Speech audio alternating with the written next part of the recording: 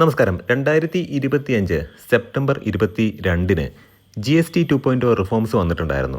അന്ന് തന്നെ ഏകദേശം ഒരു ധാരണയുണ്ട്. കാരണം ഈ സർക്കാരിൻ്റെ ഭാഗത്തു നിന്ന് ജനങ്ങൾക്ക് നൽകിയ ഒരു വലിയൊരു ബെനിഫിറ്റ് 28% GSTയിൽ നിന്നും 18% GSTയിലേക്ക് കുറച്ചപ്പോൾ കിട്ടിയ ആ ഒരു വലിയ ലാഭം എന്ന് പറയുന്നത്, അതിന് അനുസൃതമായിട്ടൊരു ബെനിഫിറ്റ് ജനങ്ങൾക്ക് കിട്ടുമോ എന്നുള്ളൊരു വലിയൊരു ക്വസ്റ്റ്യൻ മാർക്കായിരുന്നു.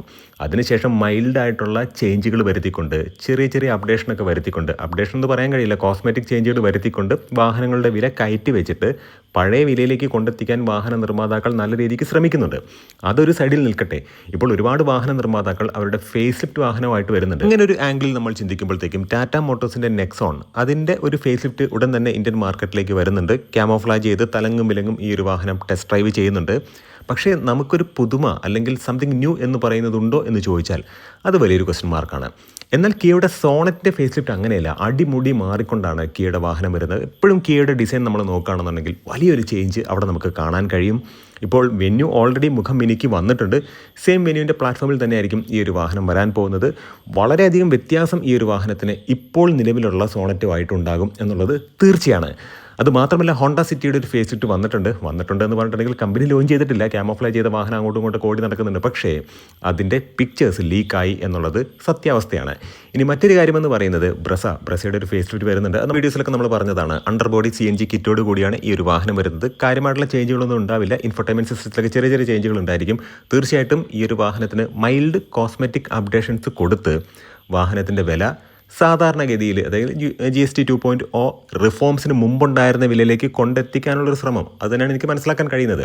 ഇനി അങ്ങനെ നോക്കുമ്പോഴത്തേക്കും മാരുതി സുസുക്കിയുടെ ഭാഗത്തുനിന്ന് മറ്റൊരു വാഹനം ഇന്ത്യൻ മാർക്കറ്റിലേക്ക് വരാൻ പോകുന്നുണ്ട്. ഇടയ്ക്കൊരു കാര്യം കൂടെ പറഞ്ഞോട്ടെ, ക്രെറ്റയുടെ ഫേസ് ലിഫ്റ്റ് ഇൻ്റർനാഷണൽ മാർക്കറ്റിലേക്ക് ശരിക്കും അവർ ആ ഒരു മാർക്കറ്റ് ഫോക്കസ് ചെയ്തുകൊണ്ട് തലങ്ങും വിലങ്ങും ആ ഒരു വാഹനത്തെയും ടെസ്റ്റ് ഡ്രൈവ് ചെയ്യുന്നുണ്ട് എന്നുള്ളതാണ്. മറ്റൊരു കാര്യമെന്ന് പറയുന്നത്, ടാറ്റ മോട്ടോഴ്സിൻ്റെ സുപ്രധാനമായിട്ടുള്ള ഒരു മോഡലാണ് സിയറയുടെ ICE വേർഷൻ ഇന്ത്യൻ മാർക്കറ്റിൽ അവൈലബിൾ ആണ്. അതിൻ്റെ ഇലക്ട്രിക്കും ഉടൻ തന്നെ ഇന്ത്യൻ മാർക്കറ്റിലേക്ക് ലോഞ്ച് ചെയ്യാൻ പോവുകയാണ്. ഇന്നത്തെ വ്ളോഗിലൂടെ നമ്മൾ ഡിസ്കസ് ചെയ്യാൻ പോകുന്നത്, മാരുതി സുസുക്കി ഒരു വാഹനം തലങ്ങും വിലങ്ങും ടെസ്റ്റ് ഡ്രൈവ് ചെയ്യുന്നുണ്ട്. ഹെവിലി ക്യാമോഫ്ലാജ് ചെയ്തിട്ട്, ഇത്തരത്തിൽ മാരുതി ഒരു ക്യാമോഫ്ലാജ് ചെയ്ത് ടെസ്റ്റ് ഡ്രൈവ് ചെയ്യുന്ന വീഡിയോസ് അധികം ഞാനങ്ങനെ ശ്രദ്ധിച്ചിട്ടില്ല. തീർച്ചയായും ഈ ഒരു കോണ്ടന്റ് ഉപകാരപ്രദമാകും എന്ന് വിശ്വസിക്കുന്നു. കാരണം മാരുതി സുസുക്കിയുടെ ഒരു 7 സീറ്റർ വാഹനം അല്ലെങ്കിൽ ഒരു 5 സീറ്റർ വാഹനമൊക്കെ അതിൻ്റെ ഒരു അപ്ഡേഷന് വേണ്ടി കാത്തിരിക്കുന്ന നിങ്ങൾ, അതായത് ബ്രസയ്ക്ക് മുകളിൽ നിൽക്കുന്നൊരു വാഹനമാണ്, അത്തരത്തിലൊരു വാഹനത്തെ നോക്കിക്കാണുന്ന, അല്ലെങ്കിൽ അങ്ങനെ ഒരു വാഹനം വരുന്നുണ്ടോ, എന്തെങ്കിലും അപ്ഡേഷൻ ഉണ്ടോ എന്ന് കാത്തിരിക്കുന്ന ആളുകൾക്ക് തീർച്ചയായിട്ടും ഈ ഒരു കോണ്ടന്റ് ഉപകാരപ്രദമാകും എന്ന് വിശ്വസിക്കുന്നു. എഞ്ചിൻ ബേയുടെ മറ്റൊരു വ്ളോഗിലേക്ക് എൻ്റെ എല്ലാ ഫാമിലി മെമ്പേഴ്സിനും ഹാർദമായ സ്വാഗതം. നമ്മുടെ വ്ളോഗും നമ്മുടെ ഇത്തരത്തിലുള്ള കോണ്ടന്റുകളൊക്കെ നിങ്ങൾക്ക് ഉപകാരപ്രദമാകുന്നുണ്ടെങ്കിൽ, ഇത്തരത്തിലുള്ള അപ്ഡേഷനൊക്കെ നിങ്ങൾക്കൊരു കാർ ബൈയിങ് പ്രോസസ്സിൽ ഹെൽപ്പ് ആകുന്നുണ്ടെങ്കിൽ, തീർച്ചയായിട്ടും നമ്മുടെ ചാനൽ ഒന്ന് കണ്ട് വിലയിരുത്തിയതിന് ശേഷം ഒന്ന് സപ്പോർട്ട് ചെയ്യുക, സബ്സ്ക്രൈബ് ചെയ്യുക, മാക്സിമം ലൈക്ക് ചെയ്യുക, ഷെയർ ചെയ്യുക, കമൻറ്റ് ചെയ്യുക. കഴിഞ്ഞ തവണ ബ്രസയുടെ ക്യാമോഫ്ലാജ് ചെയ്തിട്ടുള്ള വീഡിയോസൊക്കെ നമ്മുടെ ചാനലിൽ വന്ന സമയത്ത് നമ്മൾ പറഞ്ഞൊരു കാര്യം എന്ന് പറയുന്നത്, അതിനോട് ചേർന്ന് തന്നെ മറ്റൊരു വാഹനം ഉണ്ടായിരുന്നു. ഈ വാഹനത്തിൻ്റെ കുറച്ചധികം വീഡിയോസ് ഇപ്പോൾ ലീക്കായിട്ടുണ്ട്. തീർച്ചയായിട്ടും നമ്മൾ മനസ്സിലാക്കേണ്ട ഒരു കാര്യം, മാരുതി സുസുക്കിക്ക് ഒരു 4 മീറ്ററിന് മുകളിലേക്ക് നിൽക്കുന്ന ലെങ്ത്തിലുള്ള 2 വാഹനങ്ങളാണ് നിലവിലുള്ളത്. 2 പറയാൻ കഴിയില്ല, 3 വാഹനങ്ങളുണ്ട്. അതിനകത്ത് വിക്ടോറിയസ് നമുക്ക് മാറ്റി നിർത്താം. വിക്ടോറിയസ് എന്ന് പറയുന്ന വാഹനം ഇപ്പോൾ റീസെൻ്റ്ലി ലോഞ്ച് ചെയ്തതായതുകൊണ്ട് അതിനൊരു അപ്ഡേഷൻ വരാനുള്ളൊരു സാധ്യതയില്ല എന്നാണ് പേഴ്സണലി ഞാൻ വിശ്വസിക്കുന്നത്. ഇപ്പോൾ ഗ്രാൻഡ് വിറ്റാര ആയിക്കോട്ടെ, അതല്ലെങ്കിൽ XL6 ആയിക്കോട്ടെ, ഇനിയിപ്പോൾ അതിന് തൊട്ട് താഴെ നിൽക്കുന്ന ഒരു വാഹനമാണ് എർട്ടിഗ, അതിനെ നമുക്ക് കൺസിഡർ ചെയ്യാം. പക്ഷേ ഇവിടെ നമ്മൾ നോക്കുമ്പോഴത്തേക്കും ഈ ഒരു വാഹനം ഹെവിലി ക്യാമോഫ്ലാജ് ചെയ്തൊരു വാഹനം തന്നെയാണ്. ഇപ്പോൾ ഇതിൻ്റെ സൈസ് നമ്മൾ നോക്കുകയാണെന്നുണ്ടെങ്കിൽ യഥാർത്ഥത്തിൽ എർട്ടിഗയേക്കാൾ വലിയ ഒരു സൈസുള്ള വാഹനത്തെ പോലെയാണ് ഇപ്പോൾ ഈ ഒരു വീഡിയോയിൽ നിന്നും നമുക്ക് മനസ്സിലാക്കാൻ കഴിയുന്നത്. പ്രധാനമായിട്ടും ഇതിൻ്റെ ടെയിൽ ലൈറ്റ് നമ്മൾ നോക്കുമ്പോഴത്തേക്കും അത് XL6ൻ്റെ ടെയിൽ ലൈറ്റുമായിട്ട് ഒരുപാട് സാദൃശ്യം തോന്നുന്നുണ്ട്.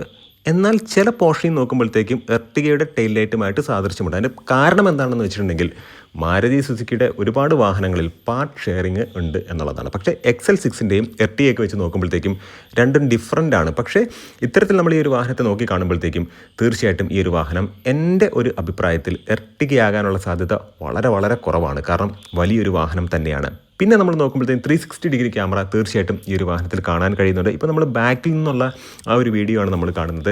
അപ്പോൾ നമ്മൾ മനസ്സിലാക്കേണ്ട ഒരു കാര്യം എന്ന് പറയുന്നത്, ബൂട്ട് സ്പേസ് കാര്യമായിട്ടുണ്ട്. ഇപ്പോൾ അതിൻ്റെ ഒരു ഇൻറ്റീരിയർ നമ്മൾ നോക്കുമ്പോഴത്തേക്കും റെഡ് കളറാണ് അതിൻ്റെ ബൂട്ട് ഓപ്പൺ ചെയ്യുമ്പോൾ നമുക്ക് കാണാൻ കഴിയുന്നത്. അപ്പോൾ റെഡ് കളർ വെച്ചിട്ട് വരുന്ന ഒരു വാഹനത്തെ തീർച്ചയായിട്ടും നമ്മൾ ആ ഒരു കളറിൻ്റെ അടിസ്ഥാനത്തിൽ നമുക്ക് ഒരു വാഹനത്തെയും ജഡ്ജ് ചെയ്യാൻ കഴിയില്ല. പിന്നീട് നമ്മൾ നോക്കുകയാണെന്നുണ്ടെങ്കിൽ ഈ ഒരു വാഹനത്തിൽ 7 സീറ്റർ വാഹനം എന്ന് നമുക്ക് പറയാൻ കഴിയില്ല, അല്ലെങ്കിൽ തേർഡ് റോഡ് സീറ്റ് ഇല്ല എന്നുള്ളത് തീർച്ചയായിട്ടും നമ്മൾ എടുത്തു പറയേണ്ടതാണ്.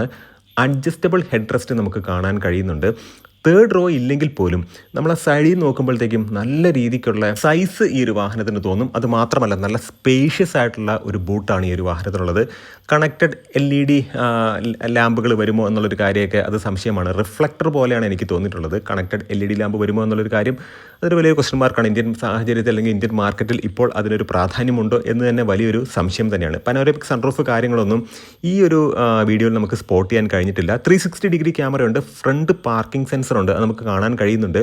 പിന്നെ ഹെഡ്ലൈറ്റിൽ കാര്യമായിട്ടുള്ള വ്യത്യാസമുണ്ട്, അതാണ് എടുത്തു പറയേണ്ടത്. ഗ്രില്ലിലും ഹെഡ്ലൈറ്റിലും കാര്യമായിട്ടുള്ള വ്യത്യാസമുണ്ട്. 17 ഇഞ്ചിൻ്റെ അലോയ് വീൽസ് ആകാനാണ് സാധ്യത. കാരണം ആ ഒരു പ്രൊഫൈൽ കണ്ടിട്ട് 17 ഇഞ്ചിൻ്റെ അലോയ്സ് ആകാനുള്ള സാധ്യത വളരെ വളരെ കൂടുതലാണ്.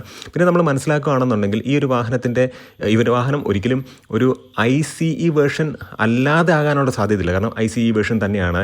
ഫ്യൂൽ ലിഡിൻ്റെ ക്യാപ്പ് ആ ഒരു ഏരിയയൊക്കെ നമുക്ക് കൃത്യമായിട്ട് കാണാൻ കഴിയുന്നുണ്ട്. മറ്റൊരു പ്രധാനപ്പെട്ട കാര്യമെന്ന് പറയുന്നത് ഇതിൻ്റെ ഫ്രണ്ട് കംപ്ലീറ്റ്ലി ചേഞ്ച്ഡ് ആണ് എന്നുള്ളതാണ്. ഇൻറ്റീരിയറിൻ്റെ കൂടുതൽ വിഷ്വൽസ് ഒന്നും ലഭ്യമായിട്ടില്ല. പക്ഷേ ഇൻറ്റീരിയറിലെ ഡാഷ്ബോർഡ് കാര്യങ്ങളൊക്കെ ഹെവിലി ക്യാമോഫ്ലാജ്ഡ് തന്നെയാണ്. ഈ ഒരു വാഹനം ഏത് കാറ്റഗറിയിൽ വരും എന്ന് ചോദിച്ചാൽ തീർച്ചയായിട്ടും ഒരു മിഡ് സൈസ് SUV കാറ്റഗറിയിൽ വരാനാണ് സാധ്യത കൂടുതൽ. അങ്ങനെ നോക്കുമ്പോഴത്തേക്കും XL6ൻ്റെ ഒരു അപ്ഡേഷൻ ആകാനുള്ള സാധ്യത വളരെ വളരെ കൂടുതലാണ്.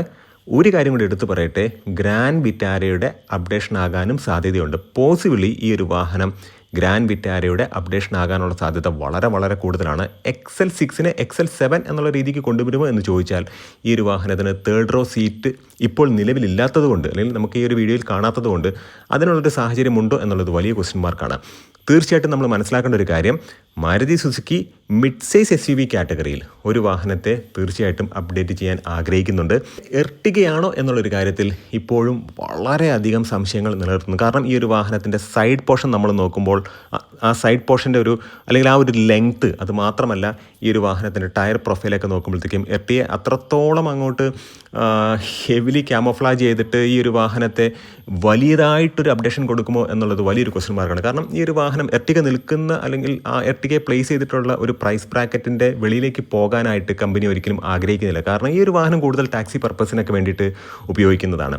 പക്ഷേ അതിന് മുകളിലുള്ളൊരു സെഗ്മെൻ്റ് ആയിട്ടുള്ള ഇപ്പോൾ നമ്മൾ മിഡ് സൈസ് SUV കാറ്റഗറിയിൽ വരുന്ന ഗ്രാൻഡ് വിറ്റാര ഉണ്ട്. പിന്നെ ഈ പറയുന്ന വിക്ടോറിയസിന് എന്തായാലും ഒരു അപ്ഡേഷൻ ലഭിക്കാനുള്ള സാധ്യത വളരെ കുറവാണ്. പിന്നീട് XL6 ആണ്. അപ്പോൾ ഈ രണ്ട് വാഹനങ്ങൾ, ഗ്രാൻഡ് വിറ്റാര ആയിക്കോട്ടെ XL6 ആയിക്കോട്ടെ, ഇതിലേതെങ്കിലും ഒരു വാഹനത്തിൻ്റെ അപ്ഡേഷൻ ആകാനുള്ള സാധ്യത വളരെ കൂടുതലാണ്. തീർച്ചയായിട്ടും ഒരു ഹൈബ്രിഡ് വേർഷനിൽ വരാൻ സാധ്യതയുണ്ടോ എന്ന് ചോദിച്ചാൽ അതും വലിയൊരു ക്വസ്റ്റ്യൻ മാർക്ക് തന്നെയാണ്. തീർച്ചയായിട്ടും ഈ ഒരു കോണ്ടന്റ് ഉപകാരപ്രദമായി എന്ന് വിശ്വസിക്കുന്നു. കൂടുതൽ വീഡിയോസ് ലഭിക്കുന്ന മുറയ്ക്ക്, കൂടുതൽ അപ്ഡേഷൻ ലഭിക്കുന്ന മുറയ്ക്ക് നമ്മുടെ ചാനലിൽ അപ്ഡേറ്റ് ചെയ്യുന്നതായിരിക്കും. ഇത്തരത്തിലുള്ള നല്ല നല്ല കോണ്ടന്റുകളാണ് നമുക്ക് വീണ്ടും കാണാം. നിങ്ങളുടെ സ്നേഹത്തിനും സപ്പോർട്ടിനും ഒരിക്കൽ കൂടെ നന്ദി. നമസ്കാരം.